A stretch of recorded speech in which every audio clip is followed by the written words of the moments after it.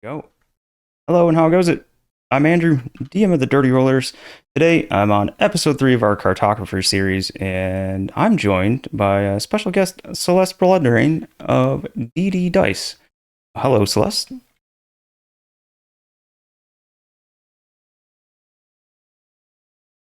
Oh, I did it again. I'm sorry. Dang it.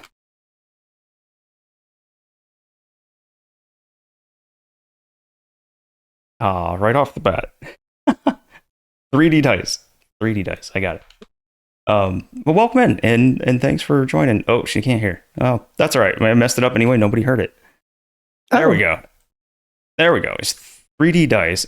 Sorry, Celeste. I had you muted. This is my do this to myself all the time. I'm sorry. Um, Go ahead and No reintroduce worries. yourself. All right. Hello, I'm Celeste Bloodreign, co-founder and CTO of 3D Dice. We are an online 3D dice rolling platform where you can create your own custom 3D dice or browse our community created 8,000 dice themes. Add them to your box and roll them pretty much wherever you play. So we got 15 different integrations like Foundry, Roll20, D&D Beyond, Path Builder 2e, even Stream Deck buttons. And we hope to be in many more places in the future. Awesome. And I can personally attest for how cool the whole system is, as we use it in Witchlight and I think all 3 of our recorded games. Nice. Witchlight, Frost Maiden, and our Goblin campaign. We've had some interesting dice made from our group. I'm sorry, those are on there now. Really? Yeah. Which ones are the interesting dice made? Oh, General Tampon here in the chat is one of my players, as is Lady Mastella, and Lady Mastella made some Badger themed dice. Those aren't too bad. Those aren't too bad. General made bologna dice, meat dice. They're pretty disgusting looking. She's made a couple other interesting ones. There's some cat themed ones that have the front of a cat and the back of a cat. The back of a cat. Yeah, the back of a cat is not one. As it should be. Yeah. But yeah, you have some awesome, super creative people that have made some really cool dice on there. And I appreciate it. This is how we've gotten to like 8,000. Like me and my co-founder, we made the base starter pack of like 25 dice, and as I built up the editor features, once I started having backgrounds that people could upload, it just exploded. People have made things that are like wild. Yeah, I've seen some really cool stuff on there. Yeah, and we recently added particle effects, so you can have fire and ice or whatever you want following your die across the screen. And some people have made some really nice ones, like that look like smoke rising off the dice. I remixed one of those for my Mountain Witch game that I streamed last month, and they were stunning. I wish I could take credit for them. I just slapped an image of the Hero Forge mini I made to be the witch on it. Like, oh, I saw the character specific ones. That was a really cool game. Was it 3 parts? It was 3 parts, yeah, back to back. Yeah, that was a fun series. A great group of people. Indeed, it was. And thanks for coming to raid it a couple times, I think. Yeah, we enjoyed watching it. So right off the bat, I ask, you're the third guest that's come on, so I've asked the previous 2 the same thing.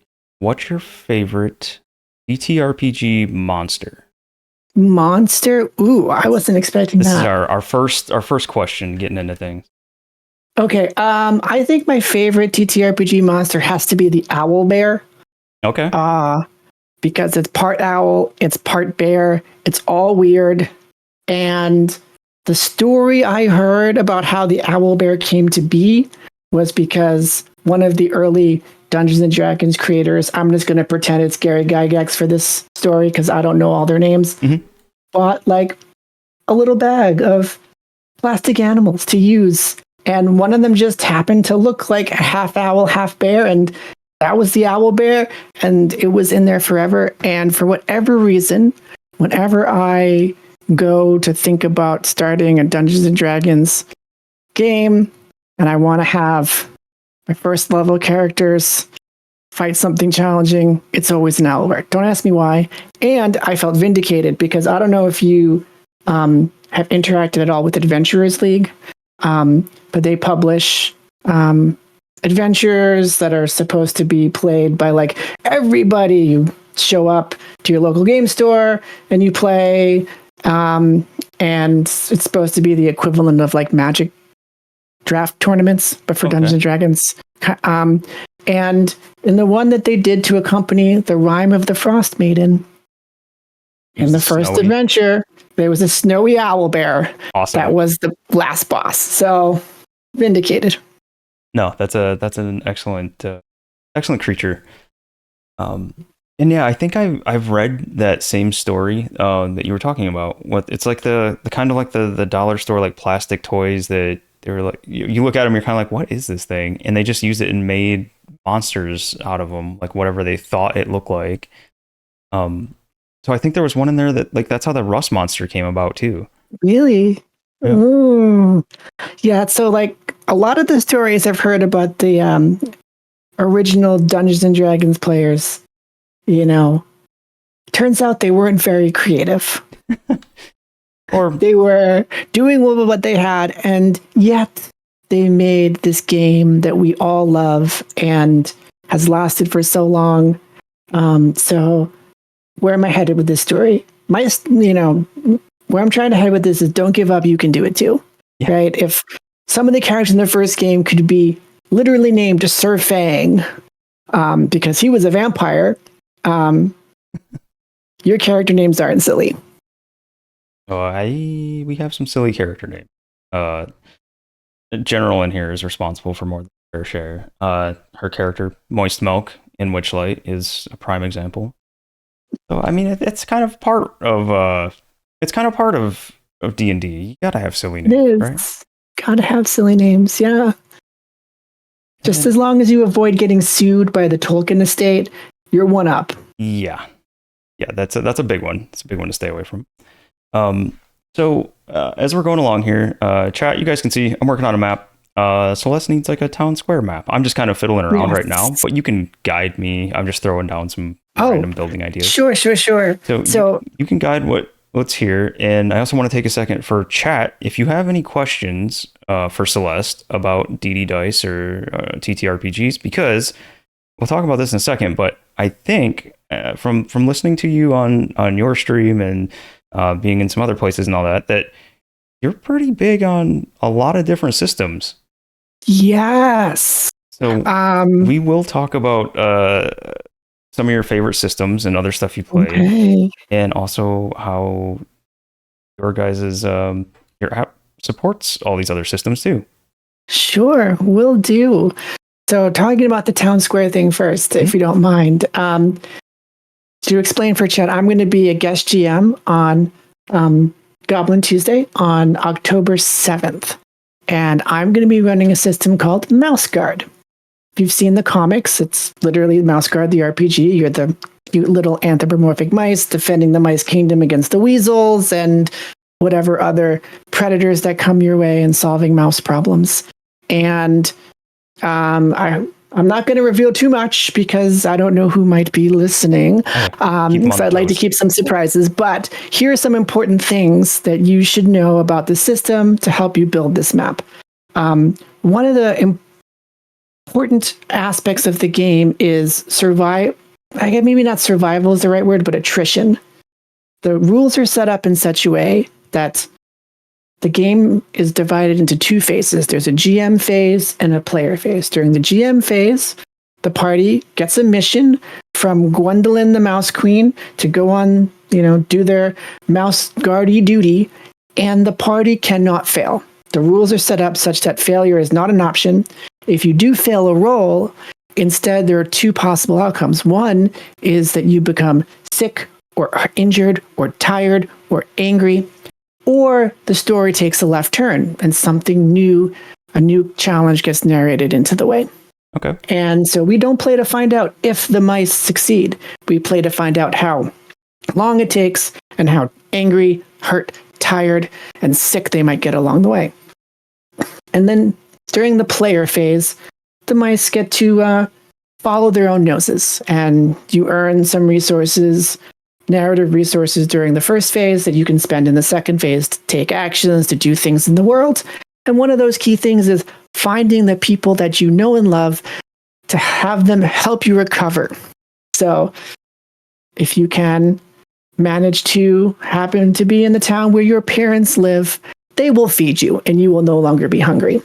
Or if you happen across your mentor, they can help you to recover from being angry. So for this town map, it would be very helpful if there were some places where those kinds of people could be in the map. So if, when we arrive here, someone go, my mom lives here. I want to go visit my mom, and so on and so forth. Okay. So we have maybe a homestead, I think is an option. Yeah. Garden, mineshaft, park, smithy, where bakery, farmstead. That's what I was looking for. Yeah, there it is. Ooh. Something like this. So probably a couple houses. Also, the map doesn't have to stay this size. I just started with this just as a beginning point, just to mess around. Nice. So nice. This is. I think you've played with Dungeon Alchemist, right? I have watched other people use Dungeon Alchemist. Okay. I was thinking about using it to make a map for my when I did the stream last month, but the price and the newness made me feel a little overwhelmed. So instead, I went to Tales Tavern and just looked up Grimbrute Adventures and took screenshots of the maps that he already made. I mean, that's that. Grimbeard makes a lot of really cool looking stuff on there. Right? And he was a player, so I didn't feel like I needed to ask his permission at all, even though he's like, oh, well, I put it there, everyone can use them. Well, I'm going to use your stuff. And it was funny because they were like, oh, I died in this room in a different game. And I'm like, sorry. Just, do it again, please. No. Yeah. So yeah, while I'm doing this, any questions you have, anything that needs to be changed, you can tell me. So all the rooms that I've plopped down right now are just the AI assisted thing where it'll plop down what it thinks you want. But anybody that's been here before knows I never leave the rooms. I always go in and mess with them. So if you need like a bedroom in them or anything else, you can feel free to say so and customize them as is. Oh, sure. While we're working on that, I'm going to talk about some of your TTRPG background. Oh, sure. How long have you been into them? And where did you start? A long time. Oh, sure. I've been into role-playing games for a very long time. I started, I'm trying to remember, I'm really bad with dates, so I'm just going to make this up, but it was the mid-90s, I believe. Okay. And it was Dungeons and Dragons, Advanced Dungeons and Dragons 2nd edition. And the first combat encounter I had was against the zombie wolves. I don't know why I remember that, but I do.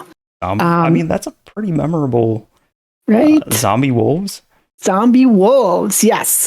And then I played at a friend's house, and right after that, I went out to the comic book store to how to buy my own dice. And then in high school, I got into playing Rifts by the Palladium RPG company. Okay.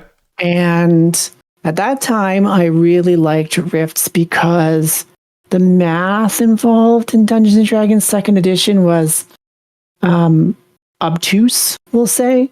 Right? You are a child of Thaco.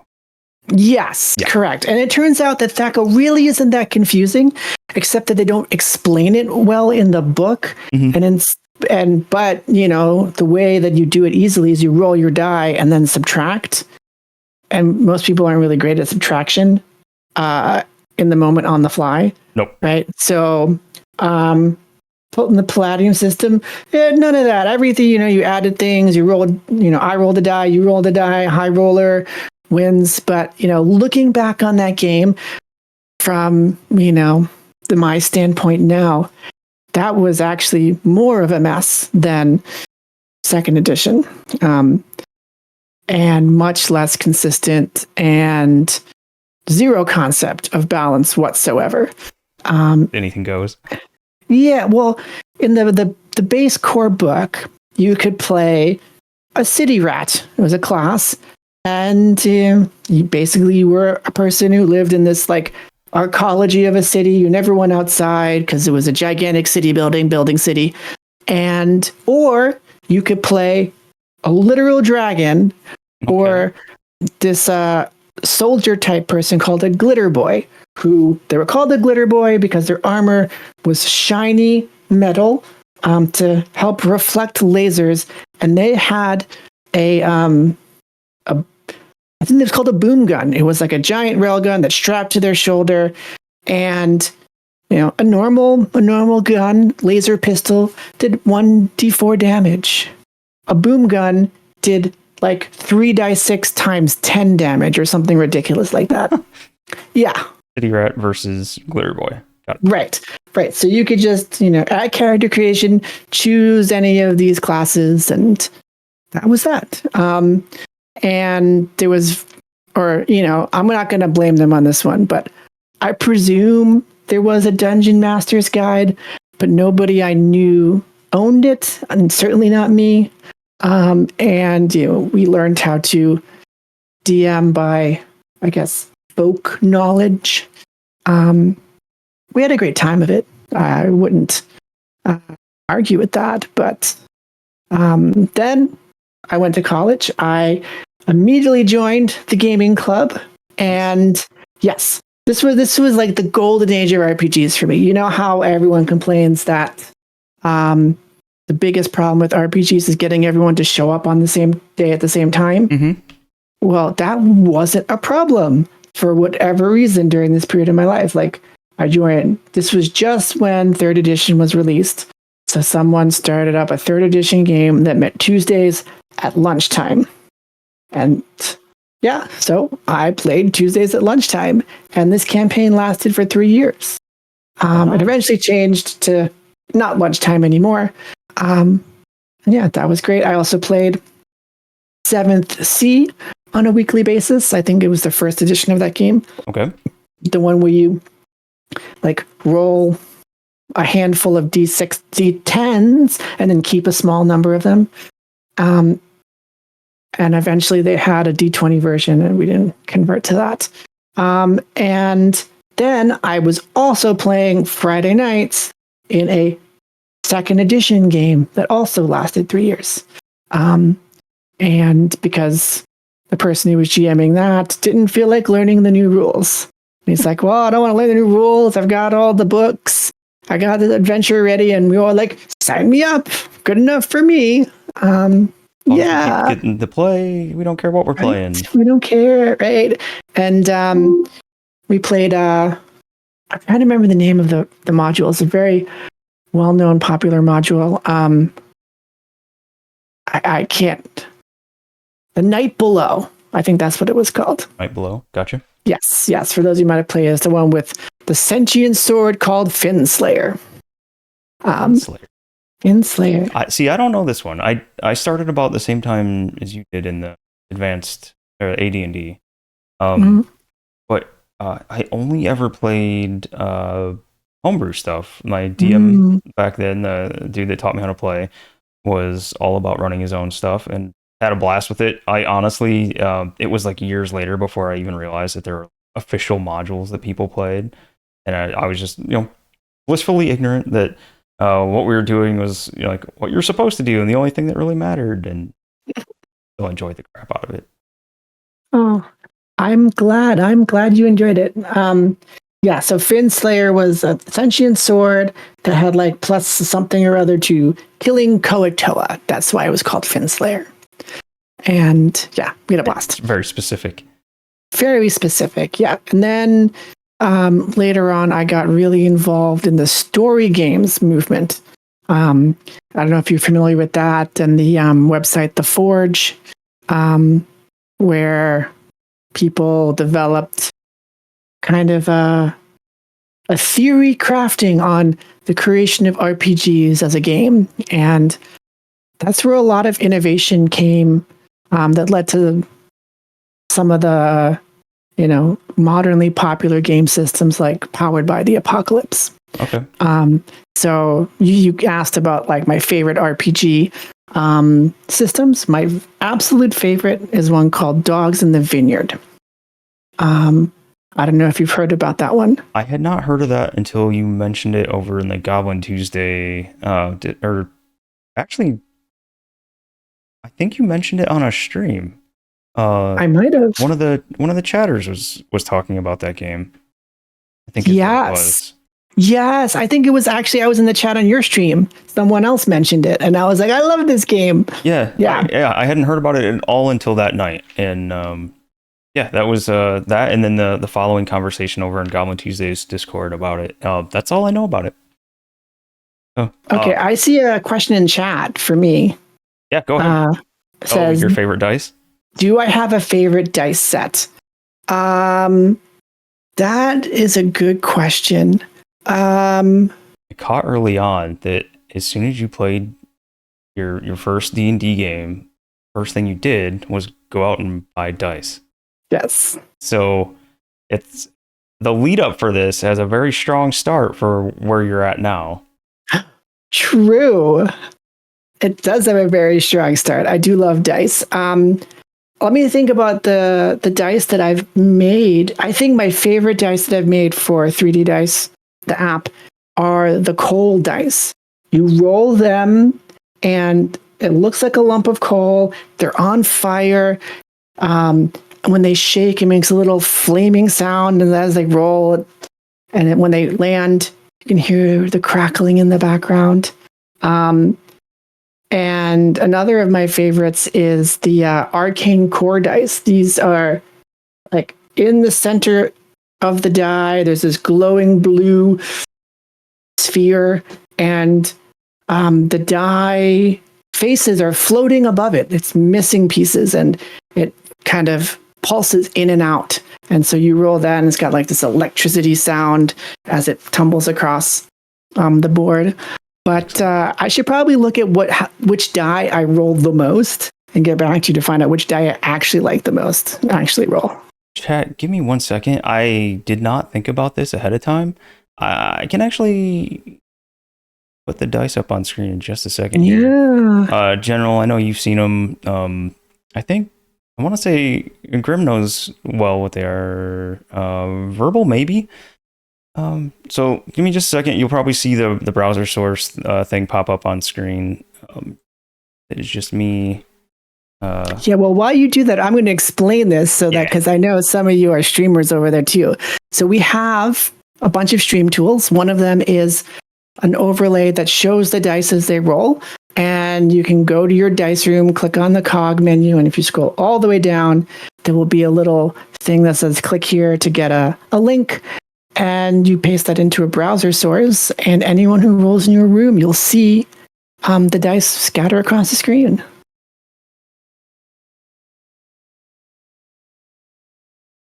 And up there. Yeah, Verbal Hero, the free winter themed dice idea. Throw a snowball at the screen, and if it melts, falls away to the value of the roll being shared on some similarly themed dice. That would be really cool. I think that's a little bit beyond my artistic skill at the moment.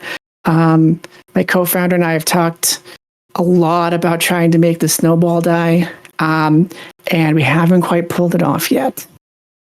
There we go. I got the dice up now. Yeah. So, since I've only used it in Foundry via the Foundry plugin, which is awesome for anybody that uses Foundry, highly recommend checking it out. Since I haven't actually used it on the website, can you join my room, or do I can do invite just you? Send me the link. I can click and I can join. Hope you didn't. If you added a password, you'll tell me what the password is. I don't think I did. Okay. anyone can join. And Yeah. just send you the URL for the room. Just send me the URL for the room. I can click and I'll join. Perfect. And I'll showcase the dice that I was talking about. Alrighty. Okay. See, it's called Witchlight. Let's see what I got here. I have too many dice. I have like over 100 dice in my dice box. It's gonna take me probably a hot minute. All of them. There's 8,000. I don't have all of them. At some point, I imagine that you had to check out like each individual one. Oh yeah, there's a mod queue, and I look at the dice, I go through each one, and I have like a kind of, I don't know what the right word is, but like a there's the fire die. There we go. Yeah, I like that. You can hear them crackling. Yeah. I've got a little like auto tagger, which will try to categorize them into the system that they're for based on what dice are in the set, but it's not super great. And, lots and lots of systems use specialized D6s, and that's hard to tell apart. So I go through those every once in a while to try to find which ones are what. And so I've probably looked at literally every die, probably multiple times, because every time someone makes an edit, it re-pops up in the mod queue just in case something changed. Nice. Yeah. Let's see. Let's find another cool one. Okay. This is one made by one of my favorites, Obtaria, based on her one of her Goblin Tuesday logos. All right. Well, throw a bunch more of those at once. Boom. And right. She's made some awesome stuff. I actually may have commissioned her a dice set. You very well should. I may have already. I'm waiting on it. Patiently waiting. I told her there was no rush. So I'm looking forward to seeing what she comes up with, though, because she's made some really cool.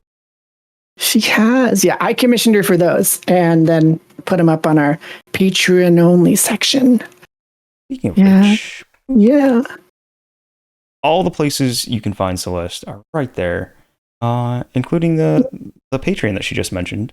Which you want to say like what the bonuses and stuff are on Patreon? Sure. If you join as a Patreon supporter, you can get access to our patrons only Discord channel. You will get access to a set of, I think, 12 patron-only dice themes, including the ones made by Obtaria. You will also unlock some special features in your dice room. You can change the gravity. So if you want to roll dice on the moon, you might have to look up what the gravity coefficient of the moon is, or the strength of gravity on the moon. Gravity coefficient is the same everywhere.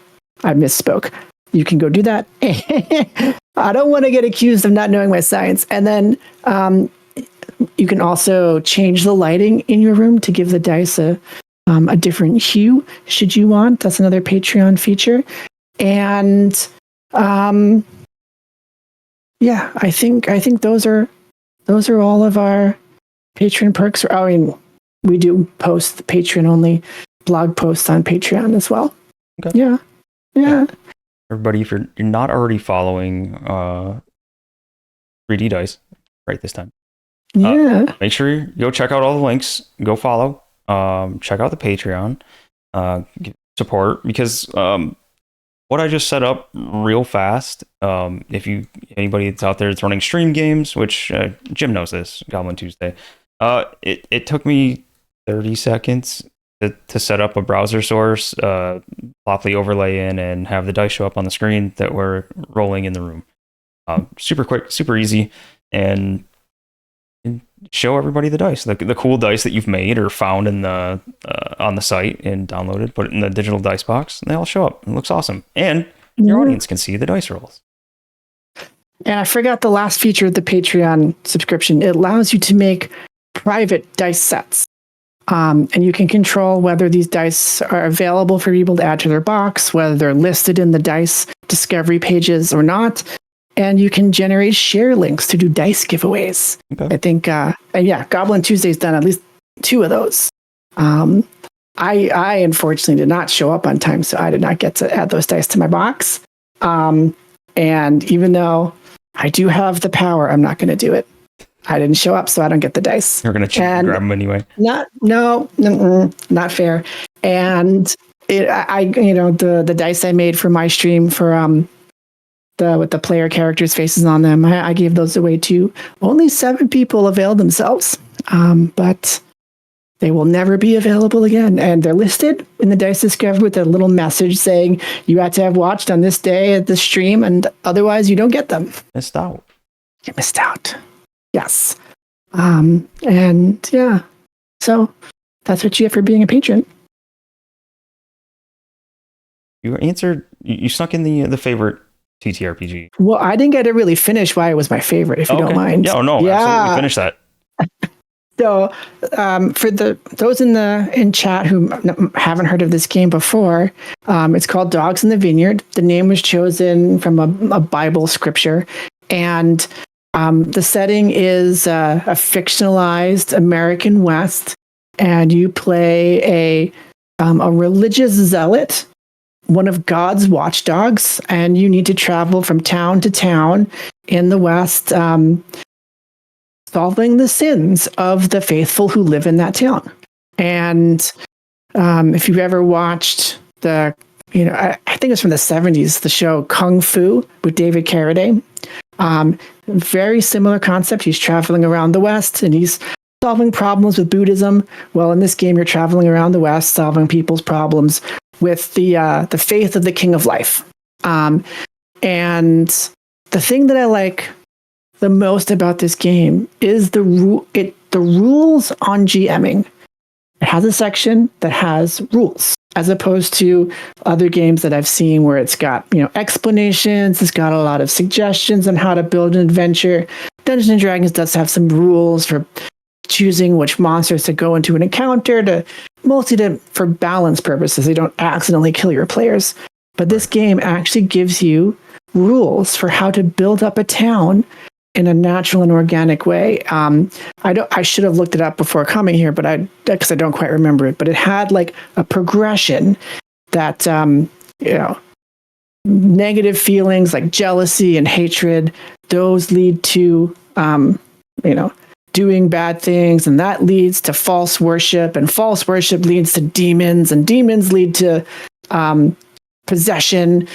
And it explained what each one of these stages were. So like it would say, start with a person. What was the feeling? Oh, jealousy. Sister Amelia was jealous of Sister Sally because her family had more money than hers. So she decided to make a still and brew her alcohol alcohol and start selling it to the other villagers, faithful or not.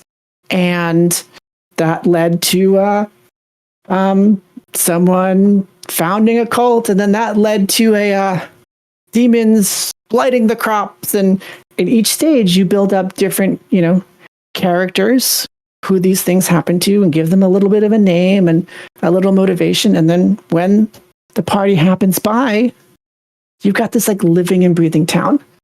And in the game, it instructs you that we don't play to find out if, we play to find out how. You don't want to hide the information on people. You don't want to make them have to work for it if it's not a direct conflict between people that has emotional or physical stakes involved. Yeah, they climb over the fence, they jump over the river, it's fine.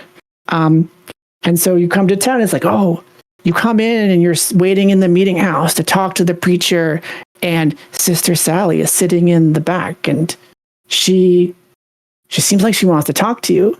And once the sermon ends, she runs up to you to tell you, oh, I saw Amelia. She was selling something out of the back of her house. There were people coming by, people I've never met before. They don't show up to church. And then your party's off to the races. And, one of the things, you don't follow the rules, you avoid the warranty. If you try to play it like a normal Dungeons and Dragons game, it just kind of falls flat. And this was a breath of fresh air to me. Like I had up until that point never really had direct instruction on how to build a game. And preparing for this game was so easy. You answered like these 12 questions, and you didn't have to go all the way to demon attacks and possession if you didn't want to, and the rules said that. You just stop when you felt it was enough, and you let your players follow around. The other really exciting thing about this system was the way it handled conflict.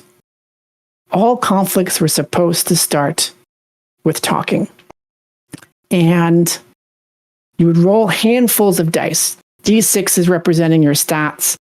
I forget what the stats were, but you'd roll two of your stats for talking, and then you'd have a bunch of traits. Each would have a die. Some would be large, some would be small. And if that trait was, could possibly affect what was happening, you got to roll the die. One fun thing was, as the guards, the watchdogs, you were supposed to deliver the mail. One player, he had big and important mail, because if it was big, you got a larger die. If it was important, it got a larger die. And so he would be walking around with D8s for mail, and he'd be like, "Oh, well, I happen to have this package for you," and that would give him extra bonuses. And he'd roll these dice. Mail. The biggest, most important mail. And then when you roll the die, the mechanics work such that it's like kind of like poker bidding. You take 2 dice, you put them up, you add them together, go, and you have to narrate something that the other person cannot ignore. And then it goes back and forth. You bid in your dice. If they can't meet you with 2, they have to use 3, and they take some fallout. They put some dice aside and later on roll them. And if you run out of dice, you can escalate the conflict from just talking to something physical, knocking over the table, throwing things, running down the hallway. And you run out of dice again, you can escalate it to fighting. And every time you escalate, you get fewer and fewer dice. And then finally, you could escalate to shooting guns. And every gun had a D4. It could, if you had a big important gun, it was a D8 plus a D4, because D4s would absolutely cause fallout because they would always roll low. Mm-hmm. And that's their nature. That's their nature. They cause problems. And so a lot of it was like, okay, like, do I really want to shoot the pregnant woman in order to stop the demon? Right? Because we escalate to shooting, then I would put my dice roll. I'm like, okay, great, you're shooting, but Sister Abigail takes a bullet by accident. And if you didn't have the dice to back it up, to be able to meet what I did, then you'd have to accept that Abigail got shot. But if you could meet my 2 dice with 2 of yours, you could say Abigail doesn't get shot, and then you could put up 2 of yours and go, the preacher, like, confesses to being the one who was selling the alcohol all along. So it was incredibly fun. Yeah. Yeah, that sounds like a much different system. Much different. And this was by the designer who went on to write Apocalypse World. Oh, yeah. So yeah. Also, I haven't played that, but I do know a little bit more about that one, and that one is a lot more narrative. Yes. And more like collaborative narration, and likes to keep the DM on their toes by developing some crazy good improv skills. Indeed. The thing that I liked the most about Apocalypse World was every character lived in an apocalypse world, post-apocalyptic future, where things were pretty like quote unquote normal for a post-apocalyptic world. You weren't going on adventures, you weren't delving into dungeons, but you had a sphere of influence over the world, and you had to deal with the quote unquote everyday problems of an apocalypse world. So like one character was a leader of a biker gang. Another character was the leader of the stronghold where all of you lived. Another character could be like a cult leader. And you would, the GM would pose problems, and you would interact often at cross purposes to try to do what was best for the sphere of control that you had. Like, if I were the biker gang leader, I had to take care of my bikers, and maybe I would team up with the cult leader and so on. And when you leveled up, it wasn't by killing things. It was by checking off these things in your playbook that were emblematic of the kind of player you were, or the kind of character you were playing. And when you got enough of them, you leveled up. But you didn't level up. Your biker gang got bigger. Your cult got stronger. Your stronghold had more resources to use. And that's how you would progress. And so you could go from having a small number of bikers to call upon to aid you in a fight to having a large number. It was, as well as things like increasing your cool. So that sounds more like it was rewarding you for playing the character that you wanted to make. Yes. If I understand the leveling. Yeah. You played to the character that you wanted to play instead of saying that you're like a goodly priest and then running around murdering everybody and going full ttrpg murder hobo. You probably wouldn't level up for that. Exactly. I like that. Exactly. Yeah. And it kind of levels the whole group's situation up instead of just a single player. Yeah. And the opening scenes of Apocalypse World are just supposed to be explain to us what a normal day in the life of a biker gang leader in an apocalypse world is like. And then after everyone goes around the table, the GM starts throwing out problems at you. It's another really fun game. Yeah. And it spawned a lot of other systems, or maybe systems is the right word, or games that were inspired by it as a whole, like powered by the apocalypse, and they're all vastly different. Yeah. And for something that seems like this is again just my glances, like from first looking at it, what seems like a fairly simple system or simplified system, it seems like that people are doing a lot with it. Because I think Monster of the Week is powered by the apocalypse as well. Indeed, right? Yeah, it is. I've played that one too. Awesome. Yeah, is it what it sounds like? You just fight a different monster every week? You fight a different monster every week. Like it. Yeah. Another one of the powered by the apocalypse games. I haven't played this one yet, but I really want to play it. Is called The Night Witches. Okay. It's about a Soviet fighter pilot squadron from World War II, all female, who would bomb Nazis at night, and so they got the nickname the Night Witches. Can't go wrong with that. Can't go wrong with that. So in this game, by night, you bomb Nazis in your airplanes, and you have to work together as a pair of people flying the same plane. And then during the day, you have to deal with the emotional fallout of war and scrounging up parts to fix your planes, and eventually, or crashing during the night and having to scrape your way back to base. And after enough turmoil, you all move on to your next duty station. So I'm really looking forward to playing that one. I don't have that schedule, but it's been on my to-do list for a while. Yeah. I had never heard of that one. I definitely just saved it to check out later, though. And it's pretty cool. Those all just use regular D6s? Yep, they just use regular D6s. For those in chat or listening or haven't played any Powered by the Apocalypse games, generally you roll 2d6, you add a stat. Some cases you roll off against someone, they roll 2d6, add a stat, and there's a what's it called? Margin of success rule. Like if you get above a certain target number, and the target number is pretty static, then you get a regular success or a bonus success or a failure. Yeah. Yep. And and in some cases, a lot of these systems are very simple, but because they're geared towards the narrative, they have different things to try to bring theme and feeling out in the way that the players interact with each other. Like going back to Dogs in the Vineyard, the system of escalation of the conflict feels supernatural. Like you're frustrated, you've run out of your resources. Oh, I couldn't convince him with arguing. I'm going to sock him in the face. Right? That's a very natural progression. Right, well, and usually it starts with pushing, right? Very rarely do you see a fight break out with someone just socking someone in the face. Mm-hmm. It starts with posturing and pushing, and then there's a punch. And so it feels very natural, and there's risk involved in doing that, but it heavily incentivizes starting out just talking, because just talking is the least risky. If you gain fallout while you're just talking, it's a smaller die. If you gain fallout when guns are shooting, it's a larger die. And then you roll those dice, and then bad things happen to you. But also, getting fallout is how you level up.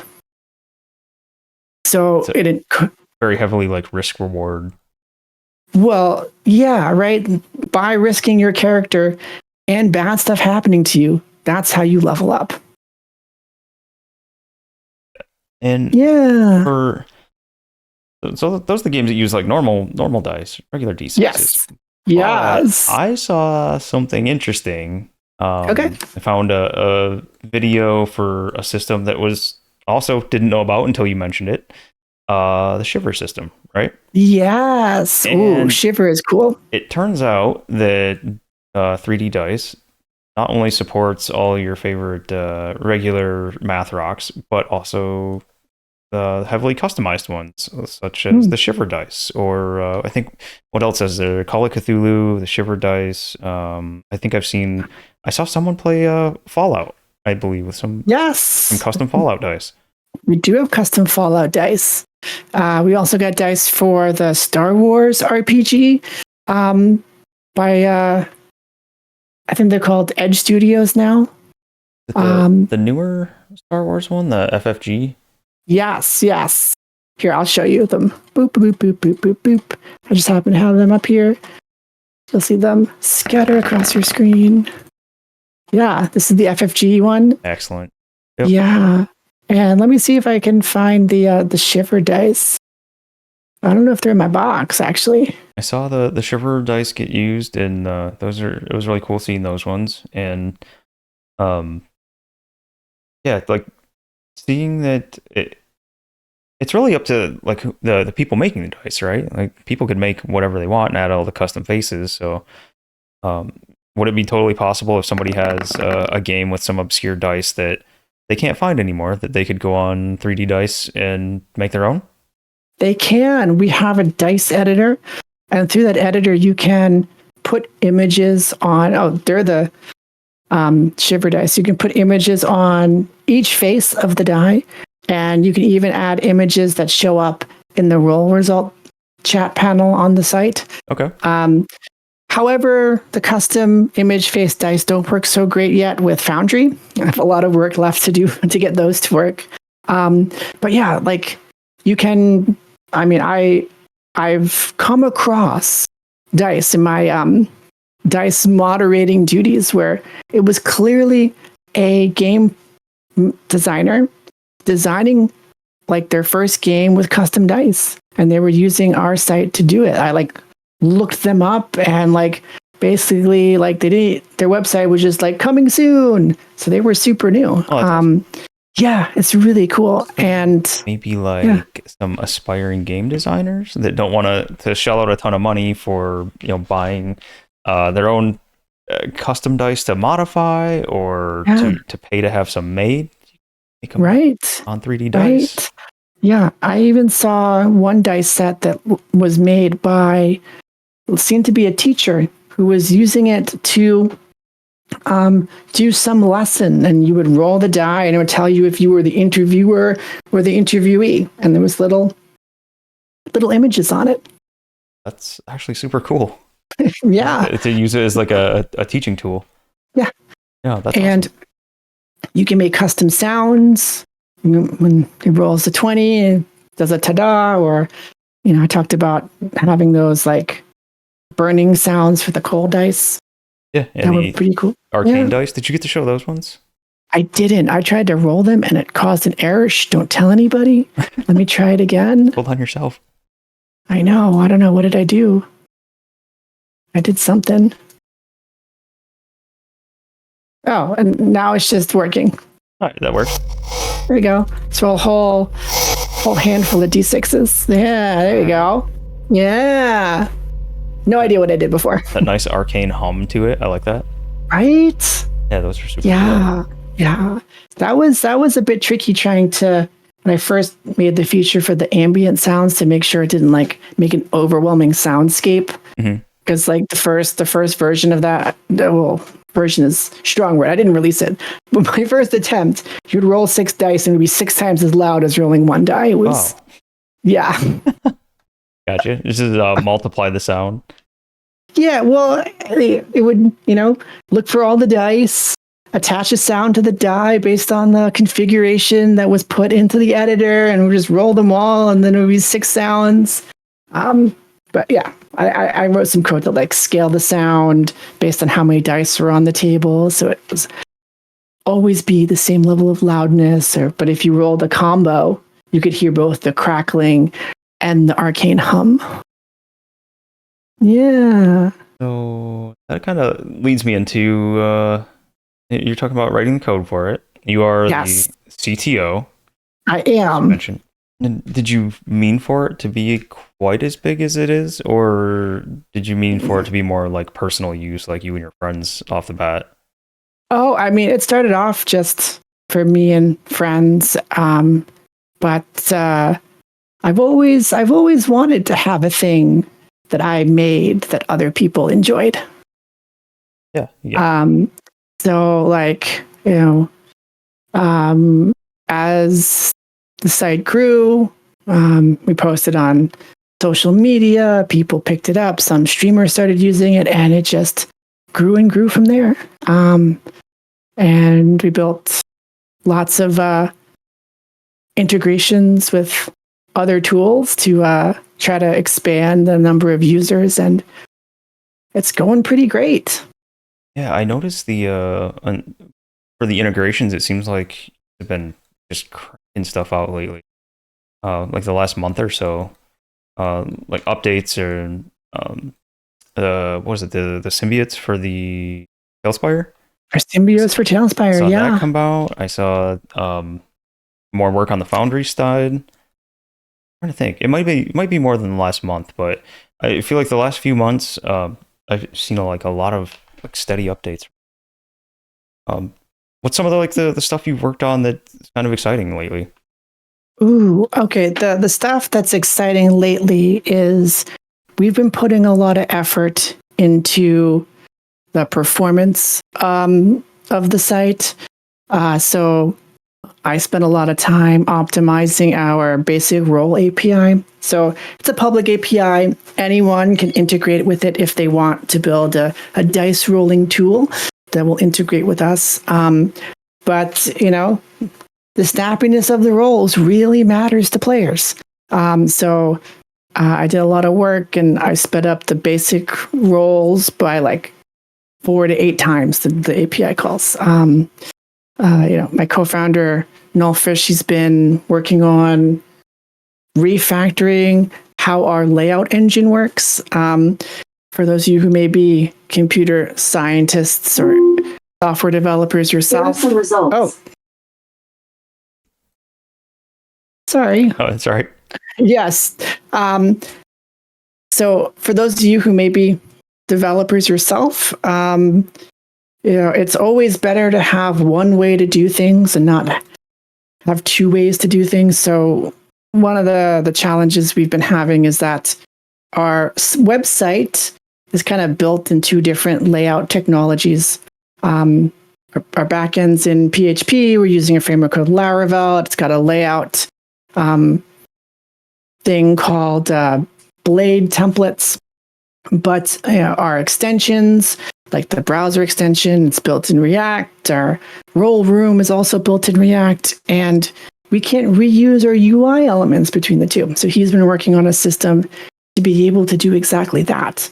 And it's been a pretty huge undertaking, and he's done an amazing job at it. Kind of condensing it all down so you can use the same assets across multiple places. Yeah. I am not a computer scientist person at all. I struggle mightily in that regard. But I can get a gist of it from working with people much smarter than me. Yeah.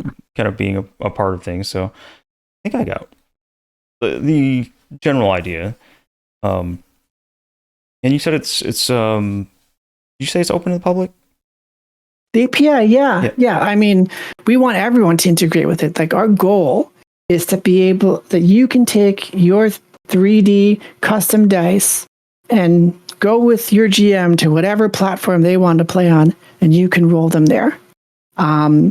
So our API is open to the public. We have an SDK that you can download if you build apps in JavaScript to help you get started, to basically in like 5 to 6 lines of code, have roles in your website. Awesome. Yeah.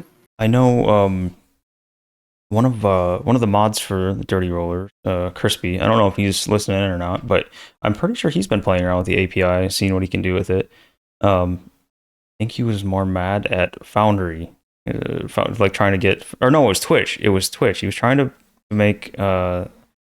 No, I honestly can't remember what he was trying to do. I think it was trying to get the bits to work. And a bit redemption would roll a 3D dice. He just showed up. Perfect timing, Crispy. Perfect timing. You want to explain what you were trying to do to Celeste here with the API? Because Oh yeah, we talked about it. Okay. I remember. Yeah. He was trying to get channel point redemption. Mm-hmm. So you could redeem channel points, and that would roll a 3D die for you onto the stream overlay. And that is something neither he nor I have been yet to be able to accomplish. The reason being that despite me having an official developer account, you're not allowed to interact with channel points unless you're an affiliate. I was able to make a extension, a Twitch extension, one of those things that shows up in the About section. You can click on that, spend your bits, roll dice, and that works. But the channel points. So recently, I got the 3D Dice channel to affiliate status, thanks to all of you who came and watched the Mountain Witch stream. That without that, I would never have made it. Crispy shared his code with me. So after it's on the to-do list. At some point, I will attempt to build the integration with channel points. Like the way that it works is that Twitch insists that they have these testing tools that you can use, even if you aren't an affiliate. But it's not the same as being able to actually do it in real life. Mm-hmm. So yeah.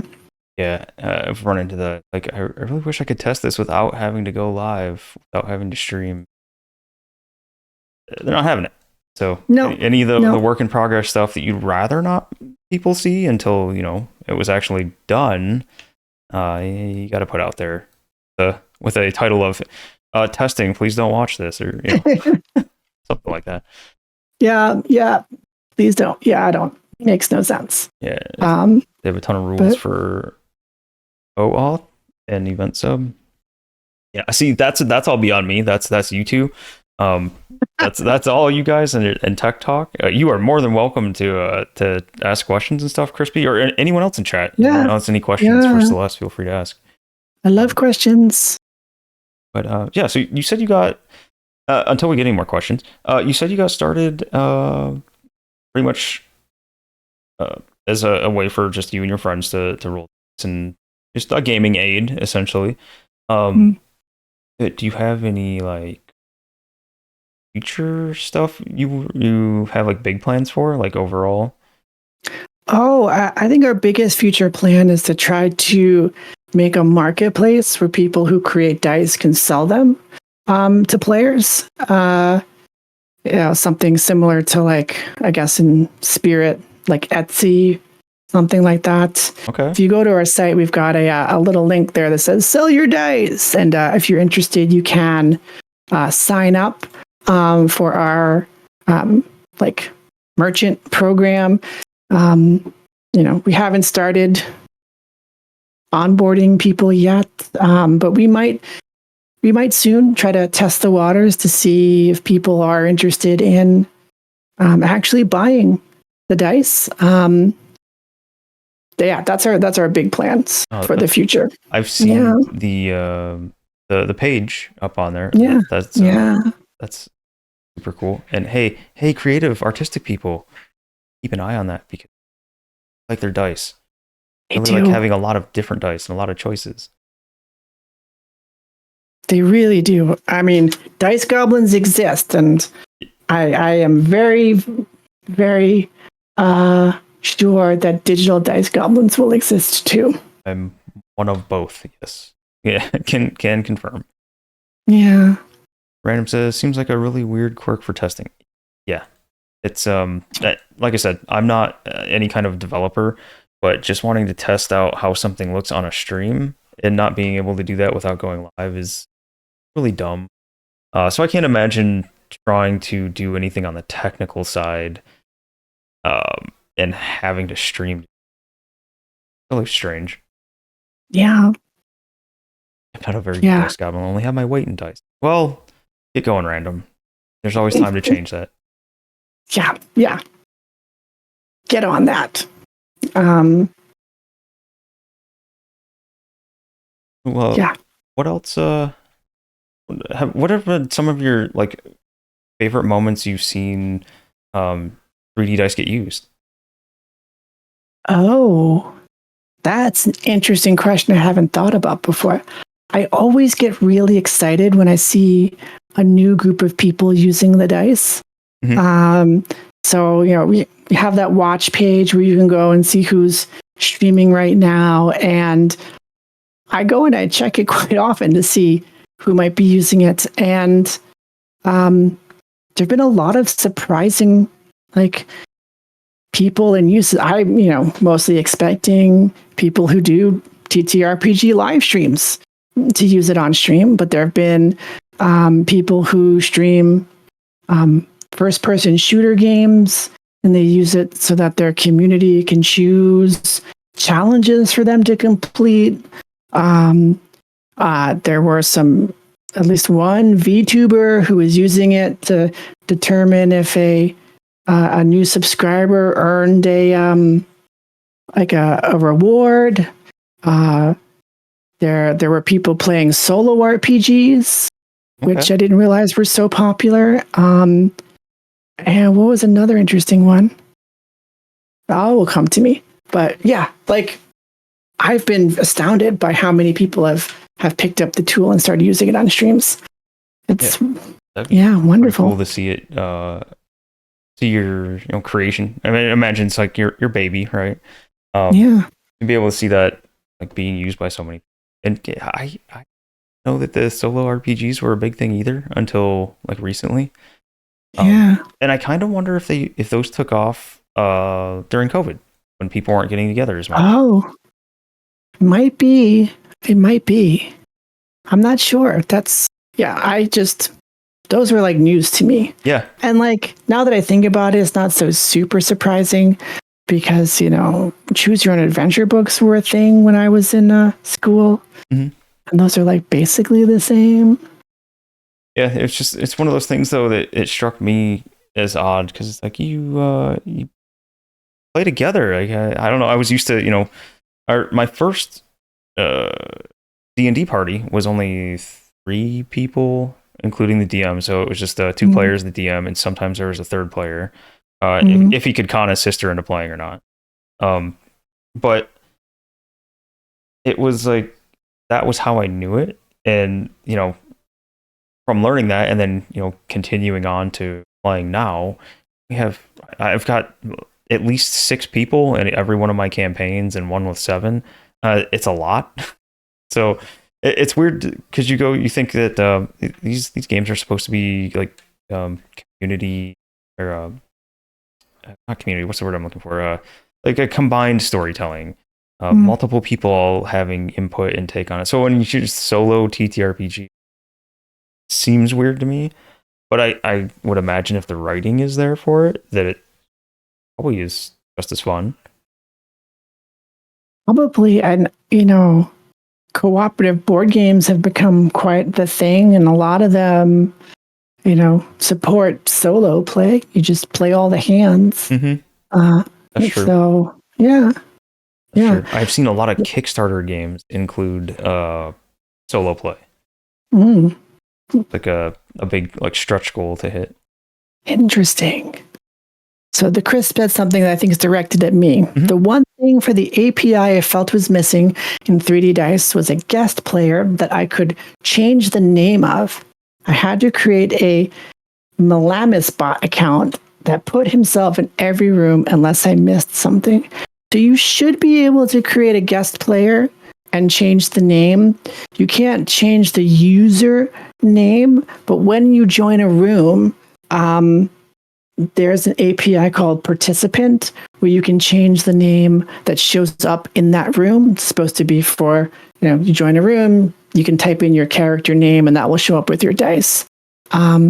So yeah, that should be, that is possible. Like I use that API if someone were to not log in the browser extension. And then when you load up your D&D Beyond character, it will read the character's name and update your name for you automatically so that it rolls to that person. And that the Malmus is it's our little dice guy, our dice Malmus. That's Sir Reginald Malmus. Oh, aha. Okay. Yep. Okay, it landed. He's that's our little official mascot. Nice. Nice. It was mostly named by the community, I think. It was a combination of community name, and we were playing a lot of Celeste in spellcasting. They say some, I don't know if they're real words, but one of them sounded like Malmus, and that kind of stuck with them. Oh, cool. But did that make sense to you? Like, is that helpful? What Celeste said there? You would be the one to tell me. I have no idea for that, Chris, as you are fully aware. I am less than helpful for him. See, Random says, I think they're an evolution of those old books that were the hallway between Choose Your Own Adventure and an RPG. The Lone Wolf game books. All right. That joke. Yeah, I haven't heard of those. Stella loved the Choose Your Own Adventure. When she had time, yeah. Adulting is hard. The time. Yeah, adulting is hard. Time is, there's, especially lately, like the last few years, what is time and where did it all go? I think are the two things. Yeah. Do you have any fun stories about 3D dice? I mean, outside of the seeing it kind of surprisingly out in the wild, what are some of your favorite moments from what you've done with 3D dice? Let me think about this. Favorite moments. I think the thing that brings me the most joy about 3D dice is hearing how much people enjoy using it, and dropping by on people's Discords who I've seen use it on their stream, and just to ask for their feedback. And universally they'll say things like, "Oh, I wish this existed before. I can't believe this never existed until now. How could this be the first time? And I love these dice. It's so fun making dice with the editor." That's been a real joy and pleasure to me, to hear about how people enjoy what I've made and what me and my co-founder have made together. Some other really exciting things, I think, is having the chance to meet some of the creators of other software, when we were building the Owlbear Rodeo extension, we were the first group of developers to build an extension. So I got to interact heavily with the developers over there. They were super nice. Okay. I was the guinea pig, and I gave them feedback on things. They added things for me, and we even, I took them out to dinner at Gen Con. Nice. Yeah, that was nice. That leads me to something. Yes. How did Gen Con go? Oh, Gen Con went interesting. We didn't win. but met a lot of great people at Gen Con. Met some streamers from the Gen Con TV. That was cool. I'm going to go way off topic here. I got to play in the Vampire the Masquerade LARP. This is a story, okay? So I'm sure everyone's heard of Vampire the Masquerade. Oh yeah. Super popular game. In some form or another, for some reason, even if it's they have offshoots, right? Yeah, well, there's like a werewolf and changeling and mage. Yeah. Yeah, so in some form or another, I think most people have had some run-in with Vampire the Masquerade, even if they didn't know it. Yes. And so, super popular in the 90s. And there was a very popular live-action role-playing, the good old World of Darkness, called the Mind's Eye Theater. And I've played it. I really, really enjoyed it. Then, they came out with Vampire the Requiem and a whole line called Chronicles of Darkness. They redid all the games. They were all slightly different. And grognard that I didn't like it. It was different. And so, but like there were some major differences in the way that the LARP mechanics worked. In the original Mind's Eye Theater version of Vampire the Masquerade, most conflicts were settled with rock, paper, scissors. You'd rock, paper, scissors, and then you had a chance to spend some resources to do a retry. And if that didn't work, you could use some of your vampire-ness to get a third retry, maybe. That was it. In the newer Vampire the Requiem LARP rules, you had to have somebody walking around with a deck of cards, and then you would pull a card from the deck, and the high draw was the winner. And, as much as vampires aren't real, this really broke the immersion for me. Don't ask me why playing rock, paper, scissors is any better, but like having to have a person around available with a deck of cards, it just was a little off. And they changed. It was like a third party in there, like outside of the two people that were directly involved. You needed another person. Yeah, you needed something external, like a physical artifact, like rock, paper, scissors, do with your hands. Mm-hmm. And then, like many years after, so I went to one of these things at a con, and then I was like, I didn't like this, so I never did it again. But then I was talking to some random person. I don't know why we were talking about vampire LARPs, and I mentioned my, dislike of the Vampire the Requiem LARP rules, and he's like, there are these people at Gen Con, they still play Vampire the Masquerade by the old rules, and they go all out, and they have all these costumes, and it's amazing. And this was my first time going to Gen Con, and they were still there, and I availed myself of the opportunity, and it did not disappoint. Nice. It was quite the experience. I showed up on the last day that they were doing it at the con, and they were like, oh, just to warn you, this is the last day, day 3 of year 3 of this chronicle. This is the final moments. It's going to be the big climax. I loved it. I didn't do much because, random new person walking into the climax. Mm-hmm. Yeah, that's just uncouth. But, I did choose sides. I got to help some people out, and I had a blast. That's awesome. I got invited to their Discord, and I hope to be back again next year because it was wonderful being able to play that game again after like 20 years. Do they play elsewhere, or is it only at Gen Con? I'm pretty sure they do it only at Gen Con. Okay. This group, they play for 3 days back to back at Gen Con, and they do it 3 years in a row, and then they start over. Okay. Yeah. That's a cool system there.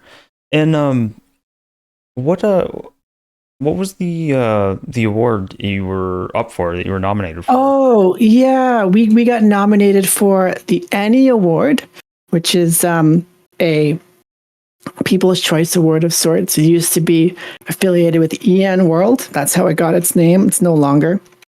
In the category of best tool or aid in digital. We lost to a website for like Sci-Fi Planet Generation. Okay. Yeah, bit of a disappointment. But I mean, to be nominated up there, that's pretty cool. Right? It was a huge honor to be nominated, like, along with the likes of Free League and Wizards of the Coast, and many others who I do not remember. But yeah, Free League walked away with like 5 Ennies or something. It was crazy. Got a lot of they do. They do. One day I'll win the Ennie. Maybe next year. That would be awesome. We'll be rooting for you next year. Thank you. Yeah, because I'll be personally using 3D dice as much as I possibly can, which is nice. With all the custom dice faces and stuff. I don't see a reason to. So it's I don't know. My players all enjoy going and making their own custom dice set or finding one. One of our players, I don't know if he's in here. Buford Bussin' Sauce on here. He found an Eldritch Horror theme set. It wasn't Cthulhu specifically, but they're super cool looking and they fit his character. And that is something that I've had a great time, is just going on your site, digging through all of the different dice that are on there to find one that fit my character.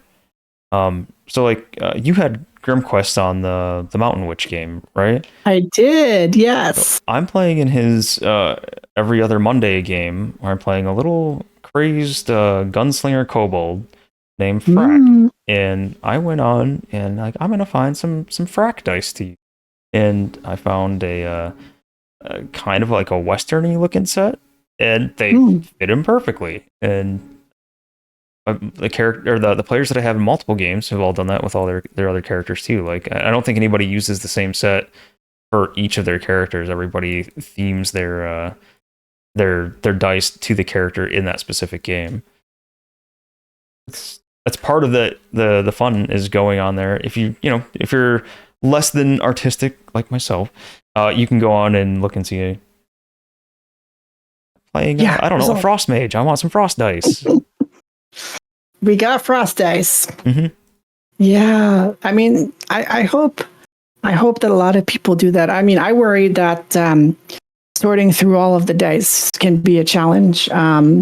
Most people don't put descriptions in for their dice, and we do have a search box, so you're only searching mostly by the title.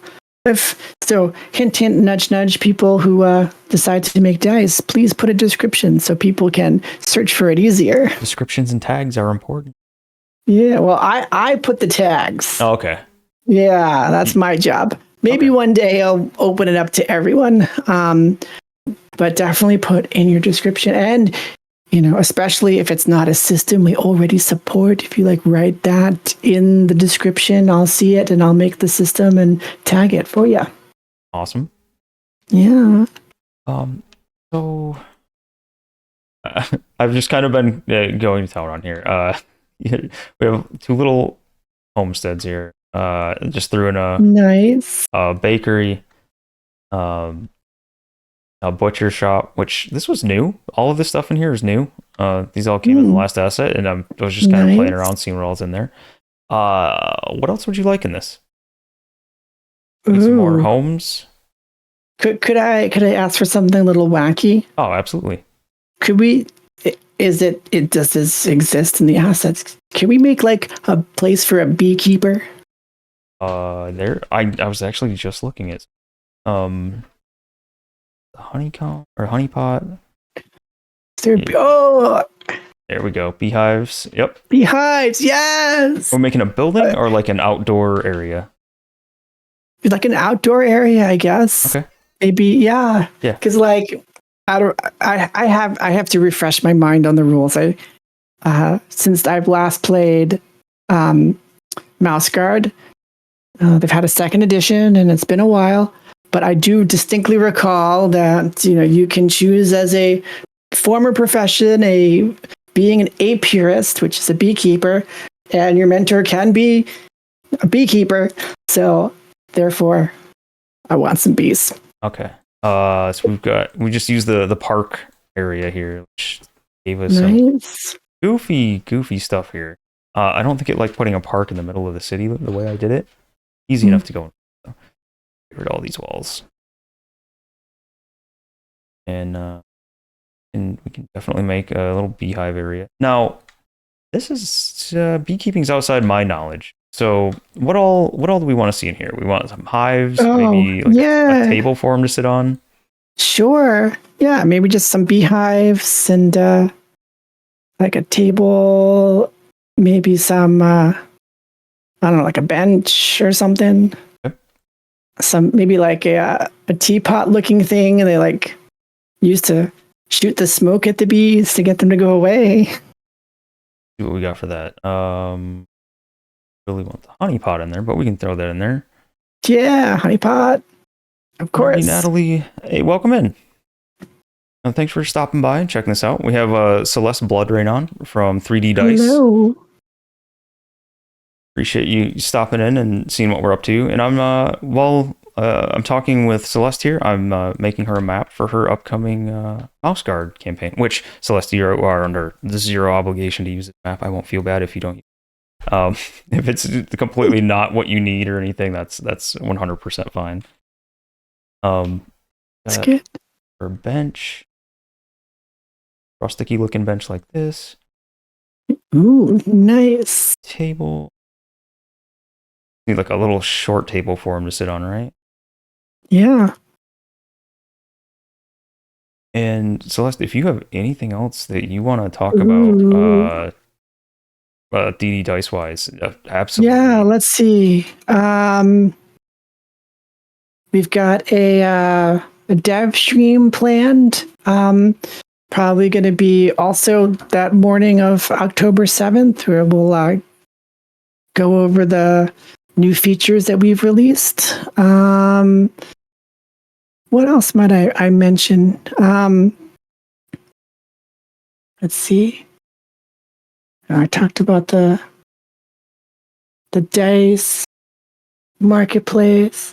I think I pretty much hit on all the topics. Like one thing that I'm really looking forward to for 3D Dice is other people than us building integrations.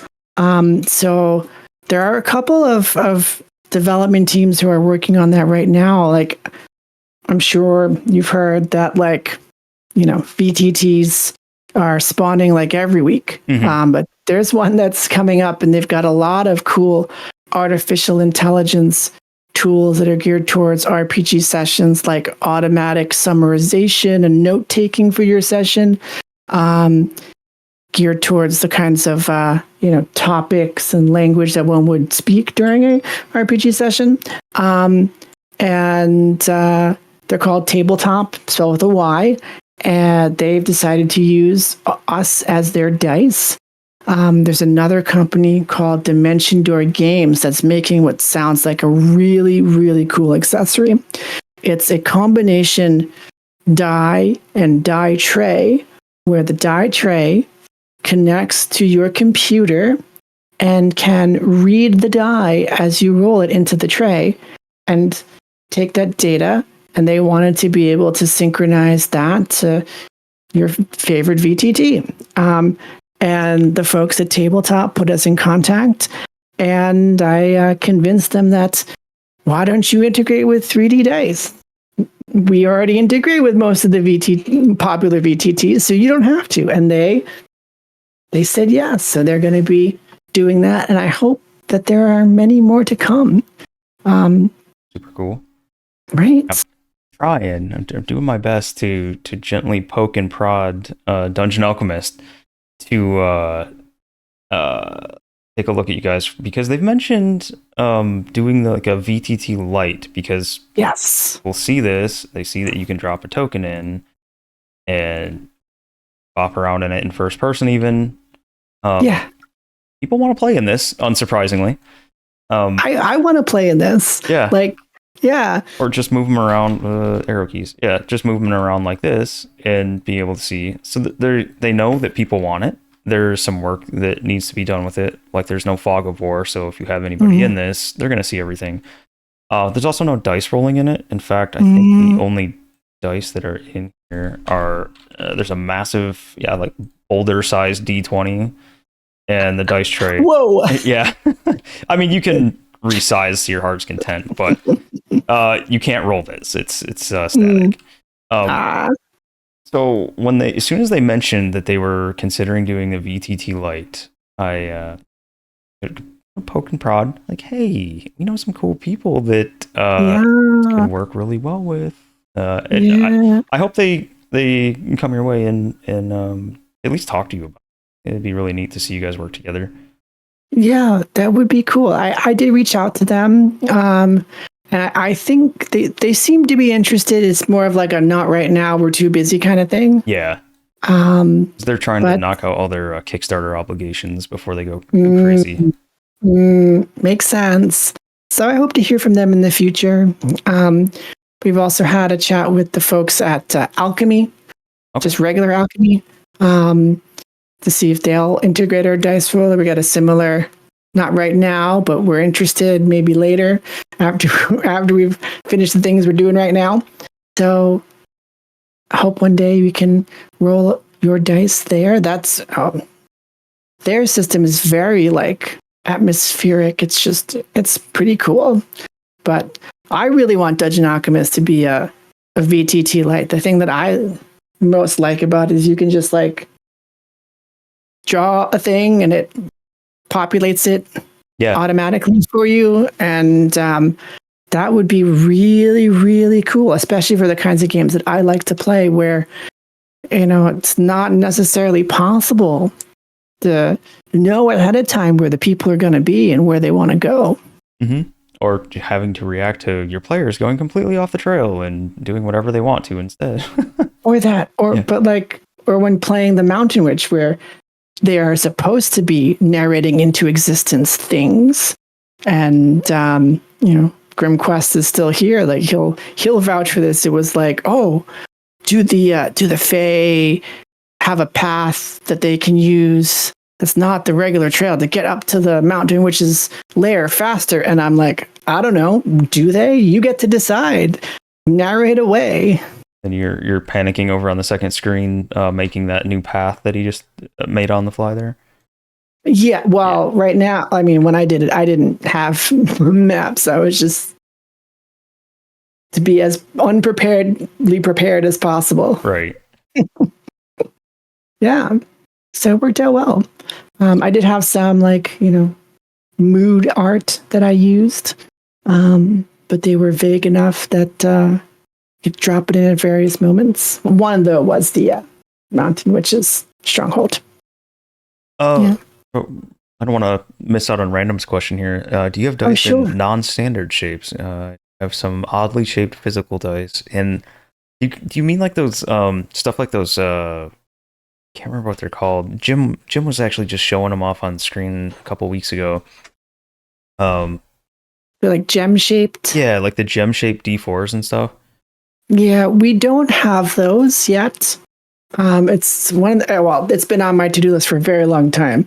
I tried to pull off the gem-shaped D4s for Jim in December, and I couldn't quite manage it. Is it we'll definitely come back around to it. The funky physics of it for the weird shape? Well, to be quite honest, it was human expectations about how the physics should work. Everyone insisted that these dice would fall over and that the long pointy thing would always be touching the ground. And my physics engine disagreed. Yet I was unable to find anyone I knew who owned one of these dice to prove to me that that my physics engine was wrong. I tried everything of trying to change the shape to be perfect so it would all fall. So I bought one. I spent like $40 to have this thing shipped from England. It was probably a bad idea, but lo and behold, it rolled, and sometimes it landed point facing in the air, but you could still distinctly tell what number it was meaning. What it was supposed to be. Yeah. So I never got back to it, but also like the way that our roll engine works, it's going to be very, it's going to involve a lot of work. We make a lot of assumptions about the shape and the symmetricalness of the dice. And so we don't actually use their physical mesh to do the physics. We have simplified, think of one like plutonic solids that we use, and they're all programmed manually into our physics engine in the most human convenient way possible, and then scaled to be of like unit radius, and that just doesn't work for this gem-shaped die. Like, my first challenge was I programmed this shape to be like pointing on one end. Why does it look like a D8? It's because we had a spot in the code where it was like, scale all the vectors to length 1 to make them all symmetrical. And then in order to get the dice physics to work, we actually do a silent physics simulation where we roll the die, find out which face is going to be up, pre-rotate the die so that when we replay the physics, it lands with the correct number up. And that may or may not work with these funky pointy shaped dice. And I haven't figured it out yet. You guys all hear what she just said? Like, all that goes into this. The next time you're playing a game and you have that, like, why can't I do this? This should just work. This is the kind of thing that goes into rolling a dice that is not the traditional shape. So whatever you're trying to do in a game that you expect to just work, there's probably a lot more to it. Right. Well, let me correct you there. I just explained what goes into rolling a dice of a traditional shape, and that's why not taking into account the funky sides. Yeah, right. And that the funky sides is a little bit too much right now. I'm sure we can figure out a way to do it in the future, but we've got so many, more quote unquote important things for us to do. It's, that's one of the banes of a software project. When you start, it all seems so simple. Let's just roll some dice. But there are so many edge cases, so many possible features. Yep. And it's just, you finish one, you come up with 2 more. I have no idea. This looks. It does. I like it. I like this gate a lot. But I'm with you, Random. I know a teeny bit about game design. I went to school for it. I do nothing with it except for level design, I guess, making maps. A wee little bit of programming, enough to understand, like you said, enough to know how much I don't know. I can look at some code and be like, I have a vague idea of what's going on here. I have no idea how it's happening or what magic these people are doing to make it work. But I can look at it and know I can't do that. And yeah, understanding it gets ridiculous rather quick. Like if you see a string of code for doing the simplest stuff in a game, it's real easy to understand that I would never be able to do this. And Celeste, I have no idea how you guys do it, honestly. It's like looking at a foreign language that came from another planet. Me looking at code. Well, I appreciate the wonder, but for me, software creation has been like my thing. I learned how to code mostly on my own. I was given a programming book, and I just went to town. And like when I got to college, there was no doubt for me what I was going to be doing in college. This was absolutely what I was going to do. Computer science. Yeah. And I've just coded, ever since. Making my own websites, making, apps for myself. Clearly, having jobs in the field. But yeah, and I realize it's a very difficult subject for everyone. But I had this moment one day. I was watching like a kung fu movie or something, and I was like, oh, how do these people dedicate so much of their lives to learning this skill and being so amazing like this? And then I stopped and I'm like, hey, I've dedicated my life to programming computers. I guess that's the thing people do. And I just did it because this is what made me happy. So that must be what happened for them. Yeah, people doing something that makes them happy, that brings them joy, and being successful with it. Yeah, right? Twisted wants to know if we can get a bump the table feature or just a straight up flip it. For those times when, or how about Twisted, how about a middle ground and a dice jail? Ooh, I kind of like the dice jail idea. An on-screen dice jail.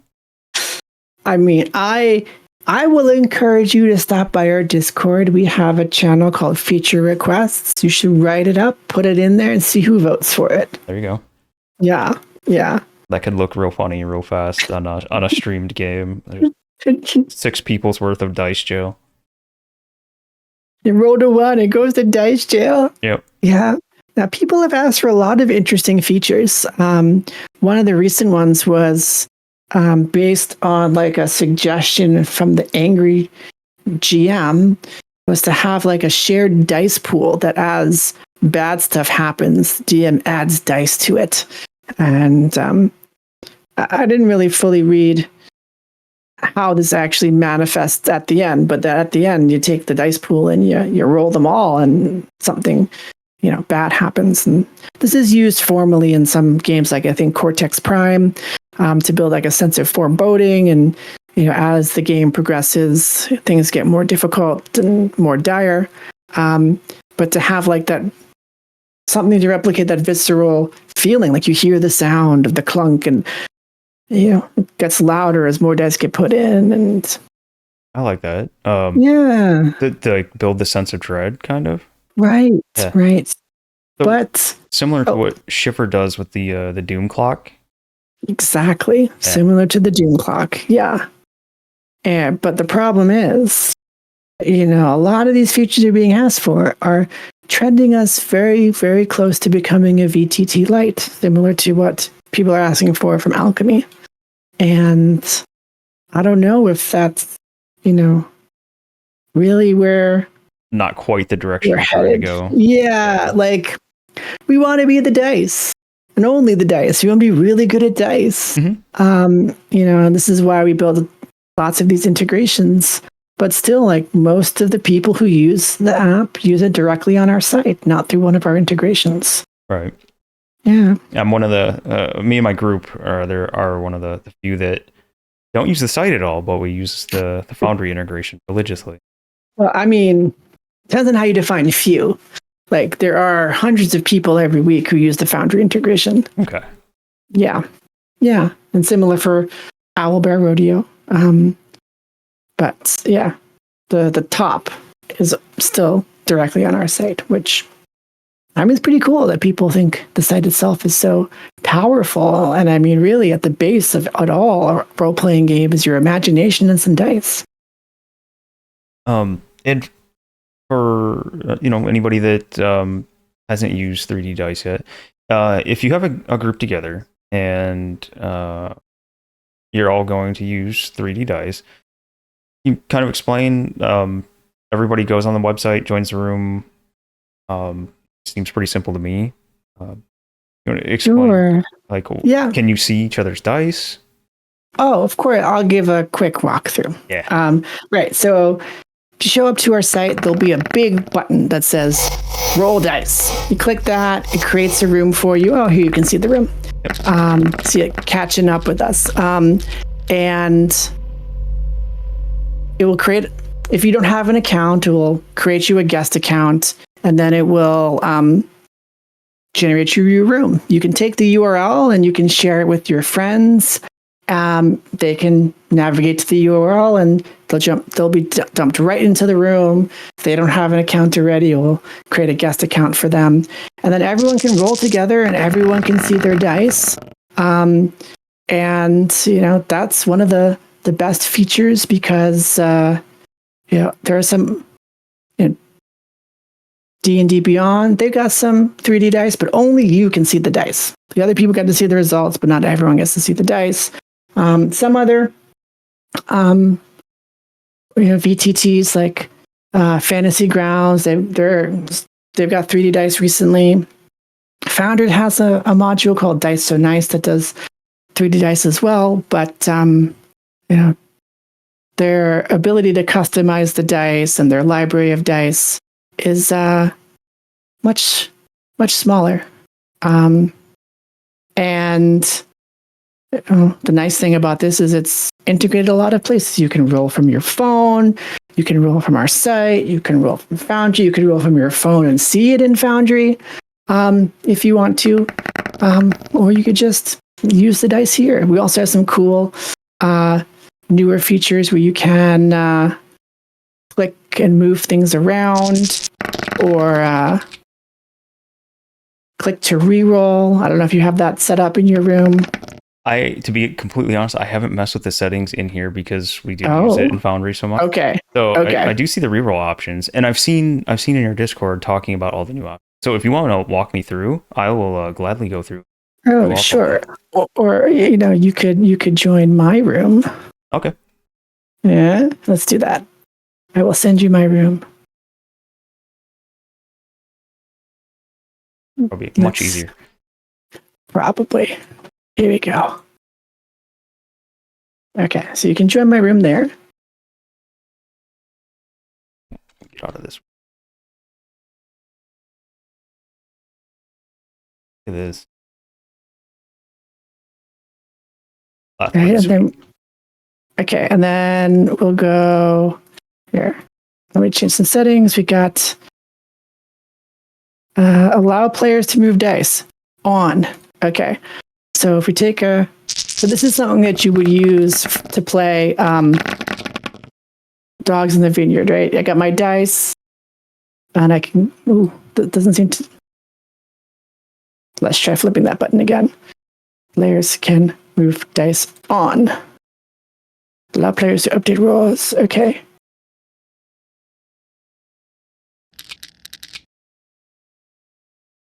There we go. So you should see it moving around, and I can drop it. Can pick up yours, move it to. Okay. Yeah. So like for Dogs in the Vineyard, you pick like, oh, I got a 6, and I got a 6, I got a 12. Let's see what you got. We also have a click to reroll feature. Let me turn that on. I just rolled 2 3s. Hit reroll. Nice. Yeah, and we also have one. Let me pick random, a different die than you. Random, you can customize the crap out of the dice faces.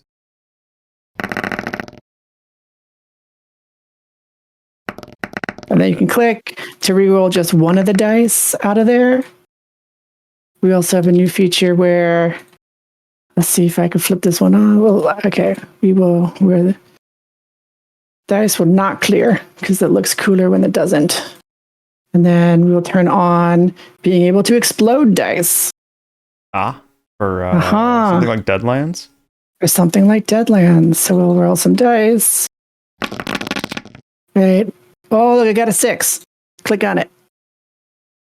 Is it going to work? Then it rolled an extra die. Yeah. Yep. So it handles the exploding dice, the custom dice. I made. Like I said, I haven't messed with the site a whole lot, especially the rolling room. I aimlessly just go on and check out everybody's super cool dice. But I did these ones. Like I mentioned, not super artistic, but I went and modified the 20 on the D20 to put our logo on there. So you can do custom dice faces random. There's all kinds of cool stuff in here. Yeah. Like we mentioned earlier, that people have made the dice for Shiver, Cthulhu, Call of Cthulhu, a bunch of different games. So if you had an old game system that you want to roll dice for random, you could absolutely go on there and either make it yourself, or I know a few people now that take commissions to make custom dice. I don't do you do that, Celeste? Do you take commissions for making custom dice? I do not. Okay. I am too busy writing code. Yeah. That's fair. But That's fair. I mean, I could be talked into it. I've made some custom dice for people before to encourage people to do dice giveaways. I made one to support a fundraiser for children in Ukraine. Okay. Yeah. So maybe, but there are a few people around that I've who will make you a custom die. It'll probably be more beautiful than I can make. I do have some artistic talent, but there are others who are much better than I because I spent way too much time learning how to code. Yeah, absolutely fair. That is a massive commitment. Yeah, I commissioned Obtaria to make a dice set. So I know she does them. She made the Goblin Tuesday one. She did. Yeah. There's someone on our server goes by the Dice Goddess. I commissioned her to make some of the patron only dice. Yeah. Oh yeah, these are the Goblin Tuesday dice. These are custom. Obtaria made these. You can do some really cool stuff with them. Look how shiny they are. That's super cool. Thank you, Lady Mistella, for shouting her out. Is it a single wrap texture? I want to say yes, but Celeste can correct me. Oh, so in the editor, we do allow you to upload a single wrap texture. Let me get more into this. We do a 3-layered approach. There's a single wrap texture that we call the background. We have another texture that's, we call it the outlines, but it doesn't have to be an outline, but it's aligned to the faces. So it's a single texture that gets repeated on every face. Is that what the triangles are on the D20, for instance, here? It might be. Some people just draw those onto the single wrapped texture. Okay. So we're going to pretend that that's what Obtaria did. She can come correct us later. And then we have another texture layer that's for the numbers. So I don't want to get myself in trouble, so I'm going to pick one that I absolutely know it works for. But many of our dice support hidden rolls. So you can roll it and the numbers will not be visible. So here, okay, this is one that I'm pretty sure it works for. You can go hidden roll, and it's going to roll, and you don't see any numbers. Right, you don't see the value, but I can click on hide because I rolled it. Oh, it was a 1. This is a great way to absolutely screw with your player. Right? They don't just hear it like they do in VTTs. They see you roll the dice. They see it, yeah, showing up. Right, and it should work for this one too. So pretty much, like most dice that you make through the editor will support this. Yes, nothing. Unhide. Yeah, and that's how we pull that off.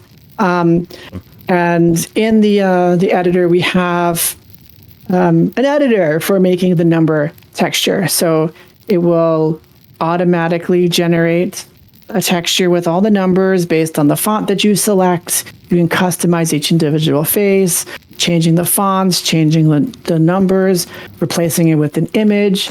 You can also individually control the automatically generated bump maps of each number to make them indented or popping out. You can do emissive maps to make the numbers look like they're glowing, and you can customize all that from the editor. But for the other ones, like the wrapped background texture or the face outlines, you need to provide all of those textures for yourself and create them all, and you can upload them. But we allow all those same features like bump maps and emissive maps and all that. And here's one that has the glow. Oh, that's cool. That's the emissive. Yeah. Awesome. Yeah. So I made this completely within the editor. I actually made these dies like 10 times because, this was my sample idea for making the glow feature work. These immediately make me think of Starfinder, or like Mm. Starfinder dice. And for anybody that maybe can't or isn't looking at the site, this is what you get here when you go for Discover Dice. See all the cool Patreon specific dice. Then you can scroll through and look at all the cool stuff that other people have made, including some of the custom faces. I don't know what some of these are for, but just kind of shows off you can use the custom faces. Yeah. And then you go to create and customize. Tails, we're all dice goblins. Sending it to the DM now. Nice. Your guys' logo will look awesome on D20. Mm-hmm. And the colors and everything, I think that will look fantastic. But yeah, random. This is the upgrade the customized area. All these different options, and as Nerdy Natalie's nonsense mentioned, she could spend an age on this site. I was playing around. I know it didn't look like it did much, and I didn't as the end result, but I had a super fun time going through and playing with all this and seeing what everything did, and just seeing how much you could do with it and what you could do with it. It is a blast to work with. Yeah, and if you want, we have a series of YouTube tutorials to show you how to recreate some of our basic dice themes using the editor. Okay. Yeah, like the one that's metallic. You can follow along as I do it live. Is that a dddice app on YouTube? I think it's just 3D Dice, no app. Okay. On YouTube. Yeah.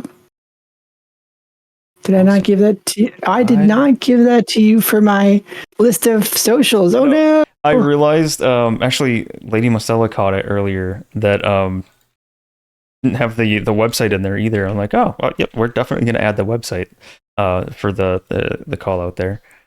Let me go find. We'll add that right fast. There we go.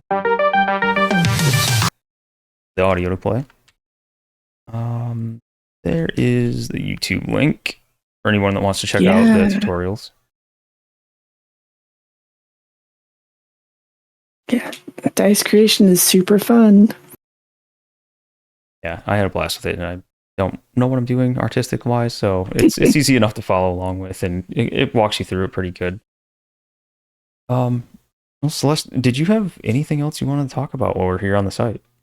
No, not really. This has been a wonderful conversation. Well, I appreciate you coming on, and well, I'll do some more work on this map for you if it's something you want to use. We'll talk about it afterwards. But chat, thank you. Actually, I should open it up for chat real fast. Is there any other questions you guys have for Celeste before we jump out of here? Now's your chance. Any questions about what went into how it made, or how it was made, or how to do certain things, or any of that? Now's your chance. We're gonna head on out of here in just a minute. But I will give it a minute or two for last minute questions. What games do you have coming up, Celeste, while we wait? Oh, I mean, the next game that I'm gonna run is the guest GM spot, which is the Mouse Guard on Goblin Tuesday. I'm also planning to run the Mountain Witch again on the 3D Dice channel. Everyone who participated loved it so much. Grimbeard's insisting that I do another one so he can watch and not actually play, because he thought it was that interesting. That's probably going to be between Christmas and New Year's, I think. Haven't really gotten that hammered out yet. Yeah. You go, Ricky. All the websites are right there. You just have praise. Awesome. I'll take the praise. Come on. And Natalie, you can correct me if I'm wrong, but I believe you are one of the artists over at Tales on Tap, right? Makes the emotes and all that. I don't know what else you've done, because I know there's two of you guys over there. Or two ladies over there that make a lot of the art. I don't know who does what offhand, but yeah, I think the two of you would have a great time playing with the dice on there and making some custom stuff. Yeah, excellent. You guys can make some really cool stuff on Yeah. there. Yeah, and if you need any help, drop by our Discord. We've got a great community of people who will answer questions, and if they don't answer it, I'll answer it. And they're I can definitely say you guys are very responsive to stuff in there, whether it's questions or bugs or even like the feature suggestions. I've seen you guys answer back real fast. Yeah. Well, when it's something you love, it's not work. Right. Yeah, I don't see any other questions. So I think we're gonna wrap it up here. I believe we have some friends playing. If you want to hang out with me long enough to raid, and then I'll talk to you afterward. We got Mr. Xanthos, his second time DMing ever. We're gonna go raid into Xanthos. Gotta raid Xanthos with that. Got to. All right, so let me get this set up. Have this. You think I know what I'm doing a little bit better by now? That's not it. Oh, yep. Just gonna copy paste it. There we go. That's the easiest way. Yeah. I thought I knew how it was spelled after all this time, and I still messed it up.